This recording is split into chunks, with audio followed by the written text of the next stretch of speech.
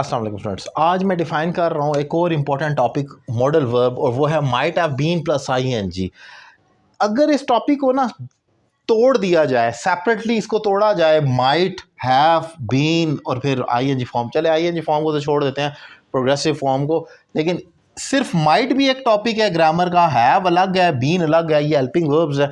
इन तमाम लफ्ज़ों पर भी सेपरेट लेक्चर भी मेरे मौजूद है। माइट किधर यूज़ होता है, हैव किधर यूज़ होता है और बीन किधर होता है। बहरहाल आज का जो टॉपिक है स्पेसिफिक वो ये है कि माइट हैव बीन और उसके साथ आईएनजी प्रोग्रेसिव फॉर्म कब आती है। ये हम इस्तेमाल करते हैं जब हमने कहना हो शायद वो ये काम कर रहा होगा। डाउट में हम होते हैं, पास्ट के किसी ऐसे एक्शन को शो करते हैं कि वो कर रहा होगा, खुद से अज्यूम करते हैं कि ऐसा हो रहा होगा, हमें नहीं मालूम होता ऐसा हुआ है नहीं हुआ, होता है वगैरह, लेकिन हम कहते हैं ऐसा हो रहा होगा, तभी ये मामला हो गया। फॉर एग्जाम्पल से ज़रा क्लियर हो जाएगा आपको। जैसे ये एग्जाम्पल है, he might have been sleeping that is why he didn't receive my call. शायद वो सो रहा होगा। अब मैं ये नहीं कह रहा he will be sleeping, future में वो सो रहा होगा, नहीं, पास्ट में भी कह रहा हूँ, लेकिन कंटिन्यूस मैंने उसको कॉल की लेकिन वो सो रहा होगा। अब ये रहा होगा कि अंधी आइडेंटिटी को आप फॉलो नहीं कर सकते, क्योंकि वो तो विल भी होता है, शैल भी होता है। He will be sleeping, he shall be sleeping, वो सो रहा होगा।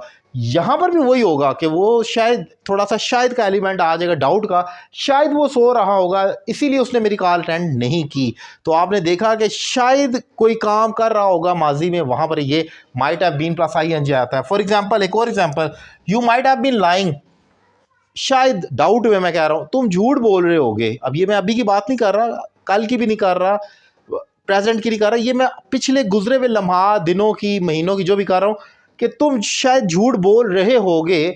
That is why he is angry with you, इसीलिए वो आज तुमसे नाराज़ है। मैंने ये कहा कि तुम बोल रहे होगे पिछले दिनों में, कंटिन्यूस हो गए, इसलिए वो तुमसे नाराज़ है। इसको मैं ये भी कह सकता हूँ, यू माइट हैव बीन लाइड, शायद तुमने झूठ, यू माइट हैव लाइड कह सकता हूँ कि शायद तुमने झूठ बोला हो, इसलिए वो तुमसे नाराज़ है। दोनों हो सकते हैं, लेकिन मैं यहाँ पर स्पेसिफिकली उर्दू मीनिंग जो क्रिएट कर रहा हूँ वो ये, तुम झूठ बोल रहे होगे। वो एक ख़ास मौका था, वहाँ पर वो दोनों खड़े थे और वहाँ इनकी गुफ्तगू हो रही थी, तो मैं उसको ज्यूम करके कह रहा हूँ, टारगेट कर कर कि उस टाइम तुम झूठ बोल रहे होगे, इसीलिए वो तुमसे नाराज़ है।